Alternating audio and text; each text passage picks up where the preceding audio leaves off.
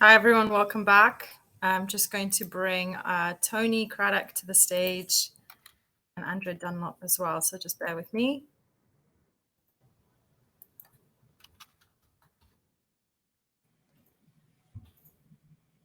Hi, everyone. Feels like we haven't done one of these in a while, doesn't it? I know, that's right. You get a little rest. Hi, Andrea. Hey, Andrea, how are you doing?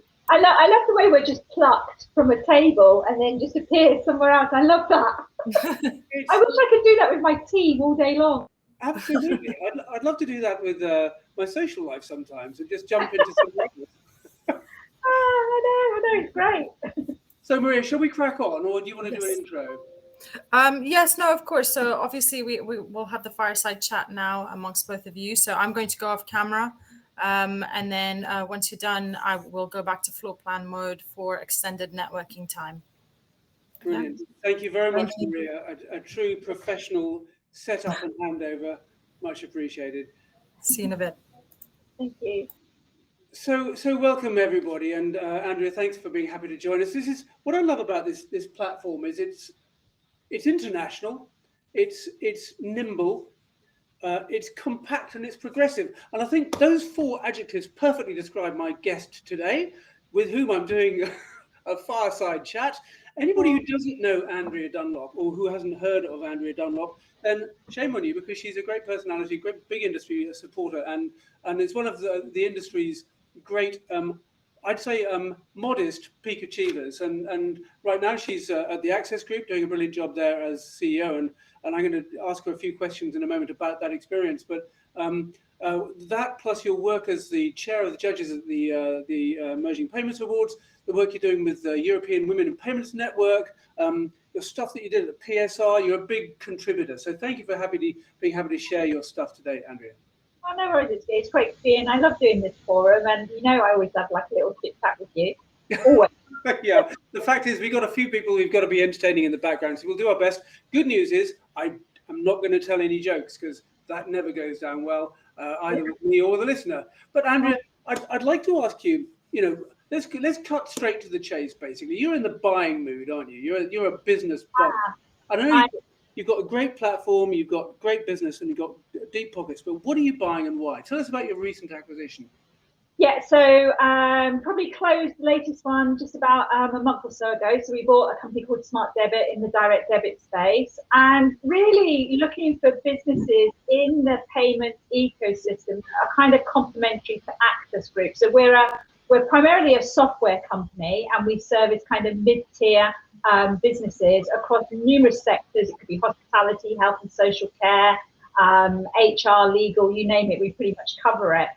So we look for that customer base in the payment businesses that we look for, but we also look for where we can add additional talent, which I'll come back to this point because it's a big issue at the moment. And we look for how we can move our strategy further forward. So I think one of the things that the company recognised was that payments were occurring across all of our merchant base, but we weren't party to that. And we recognised that actually if we could integrate payments into our software and create that kind of integrated embedded experience, it would be better for the businesses that we service. So, essentially that's what we look for when we're looking for acquisitions. Does it meet our strategic objectives? Does the customer base align with us? And actually, is it a good talented team? I won't bore you on the financials, but, the company needs to be profitable. It's rare I would probably look at something that isn't profitable unless it was a pure tech play that really jumps us to the next level. Very good. And you're a month in. On my new acquisition, this is my second acquisition in about 9 months. And what was the other one? The other one was a company called EasyPay. Again, another small DD business, and we bought that because we have quite a strong area of software in health and social care, and this business actually was servicing businesses in that sector. There was a really nice crossover where we could cross-sell further services and just bring that together a little bit nicer. So there's loads of stories out there in the M&A world about people who make acquisitions that don't work. What do you think is giving you confidence these ones are going to work, and what are you doing to ensure they do? Yeah, so I mean, everyone has different strategies on how you bring acquisitions together. And the group that I'm in is very successful on acquisition. So, last year we did about 16 acquisitions, and we're probably on track for something similar this year. So we do a lot of acquisitions. We have a playbook on how we do it. And we essentially create, so when you go through the due diligence process of looking at a business, part of that process is creating, how are we going to create value and building a plan out on how we would integrate them and bring them into access and start to get the benefits of access. And literally pretty much day one when you close, that plan kind of kicks off. You have a working group team that work through those integrations. If I look at EasyPay, I closed that probably in March this year. And we're pretty much at the end of all our group integrations. We're now just really finishing up the customer aspects, and we're pretty much done and dusted. That one's actually gone really quickly. The teams are integrated. But it is taking people on a journey. Probably the hardest thing on acquisition, brutally honestly, is the people aspect. It's taking people who, you've got to remember, who are in fear of their job, have heard terrible or even had previously negative experiences of being acquired, suddenly fearful that it's all about cutting jobs, and giving less than an experience to customers, not more. Do you think this is sort of in the background, is this sense of fear and trust that is kind of being diminished overall as a result of, the frauds that we see, the money laundering that takes place? Do you think there's a background of distrust of this sort of major change? I think it's natural for people to fear change to a degree, and people have had various experiences in their career, so I'm not sure necessarily the fraud plays that into it. But I think people have either had experiences themselves of previous companies or have heard terrible stories. It's not easy. For some people, if I think of my latest acquisition, some people were not aware at all that actually it was up for sale. So if you think about it, some of the teams won't have been brought into that due diligence process, only the management team will be. So when the team was told is the day they're actually sold. So suddenly all that trust you had with your previous management team and the previous leader is just like, hang on, Jesus, what the hell's happened? We didn't know we were up for sale. Wow. Suddenly you've dropped into a new team. And so you've got to work with them to rebuild that trust and make people feel confident that, you're looking to do the right thing. It's not about synergizing people, which is what does sometimes happen in acquisitions. So certainly, when I looked at the two acquisitions that I've made for my area, actually one of the big things for both of them was I needed more talent. I'm struggling, I think a lot of people are right now, to recruit. And actually, one of the big aspects was actually bringing more people in that are talented, that know the space, that can help us get to the next level. So out of interest, quite a few people in the audience may not know this, but I wonder whether part of your background has prepared you particularly well for this, because you spent a number of years as an officer in the army, didn't you? Yeah, I don't know that that's necessarily the skill my teams would probably. But there's something about collegiate caring for people. As a leader, you have to be in tune with your crew. Yeah. Look, I'll be the first to admit I don't get it right all the time. Probably not even close to it. I try super hard to communicate. I mean, I literally do a newsletter for my entire division, and then I do separate newsletters to the individual acquisitions I've made. So the two acquisitions I've made, they get their own personalised newsletter to take them on the journey as long as the divisional one. We do all hands events.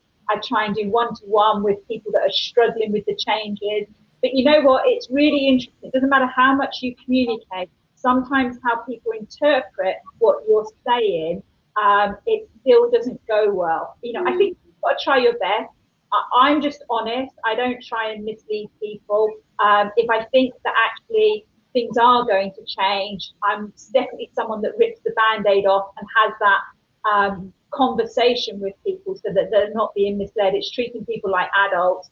And I think it's just treating people how I would want to be treated myself, not left in the dark, which I think is appalling. But I'm not sure sometimes my direct manner, those who don't know me here, it doesn't always serve me well. Yeah. I do recognize that. So I do have to work on my EQ in some areas for sure.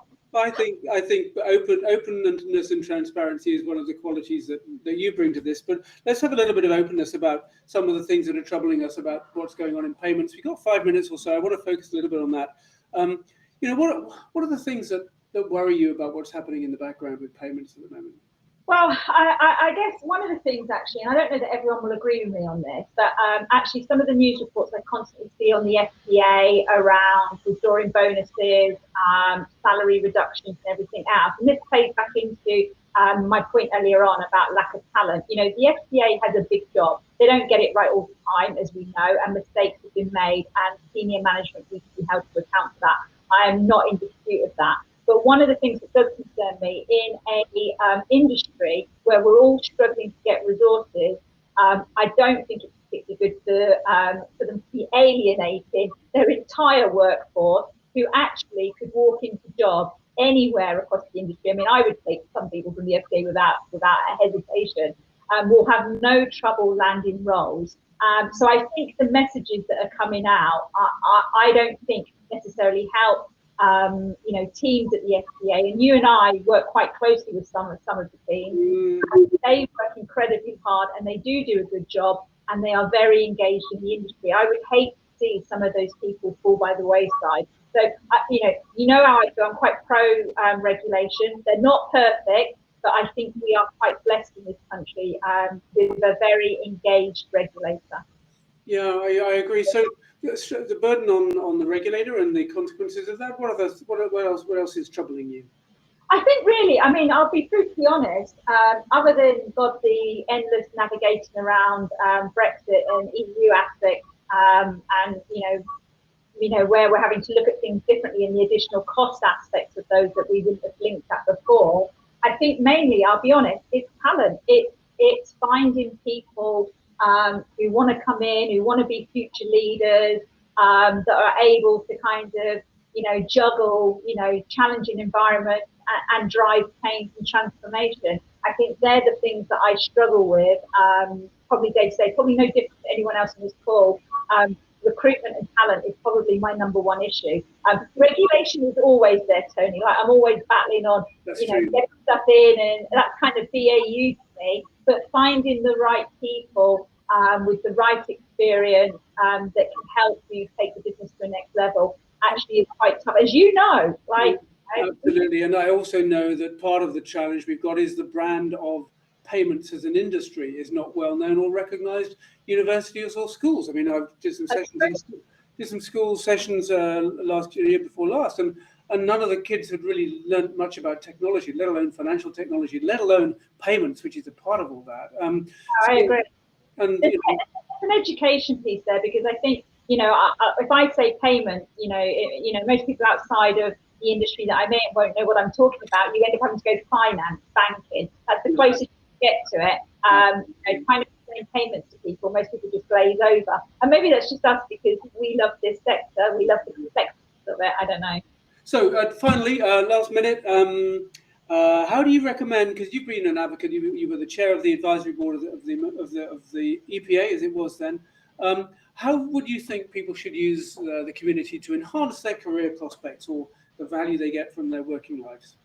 Yeah, I think, look, I mean, the EPA has been amazing for me. It's been a great platform for me. I haven't used the EPA, although I have actually got sales and opportunities through it, but actually for challenges, for raising company profile, for looking, I mean, in my previous role, banking access challenges, the EPA was kind of the place I came to try and work out, was anyone else feeling the same pain as me? And then I met all of these amazing people that were actually in the same situation I was in. And obviously we went on that push with Bank of England to kind of open up access. So I think it's about being able to raise your profile, talk with like-minded people. I think with the EPA, it's what you put in. If you're willing to put some time in, you get a lot back. And I think stepping forward and putting yourself forward for projects, working groups that we have within the EPA, I mean, honestly, I get so much from those. I mean, I do the FCA working group with you, Tony, and it's so insightful. And it gives you another way into talking to, for me, the regulator, outside of being MD of a regulated business, to have those more informal discussions kind of push on areas, maybe where we're all feeling a little bit of pain. It's invaluable, completely invaluable. But I think people just have to get into the kind of cycle of looking at what the different opportunities are within the ECA to benefit on this. And if there is something in here, I mean, I've come to you with things actually that are bothering me. Could we look at this? Could we do something? I think people that are members that are listening, if something is causing you a lot of pain, let us know. Like, let's look at it, because you're not going to be the only company in this pain. Can we do something to alleviate it? Can we all help? Can we, as an industry, make a difference to make some changes that will make it better for some of the other companies? Yeah, brilliant. And so there's the two tables there for the advisory board members represented on there. If you've been on a table and it's full and you want to go on a table that's currently not full, then hopefully people can move around in 5 minutes or so. It's fine, by the way, to jump onto another table. It's not rude. It's all good to be able to do that. Can I just say, Andrea, thank you as always. Straightforward, honest, and enthusiastic about the amazing industry we're in. So, Andrea Dunlop from the Access Group, thank you very much indeed. No worries, thanks. And if you've got any challenges, bring them to table 7. We want to hear them. Table 7 and table 8. Yes. Thank you, Andrea. Thank you, Tony. We'll go back to floor plan mode now. So for continued networking until 5 p.m. If you do need anything, we are on the tech support table, or you can message us, privately message us as well. Thanks, everyone. Have a good event. Cheers.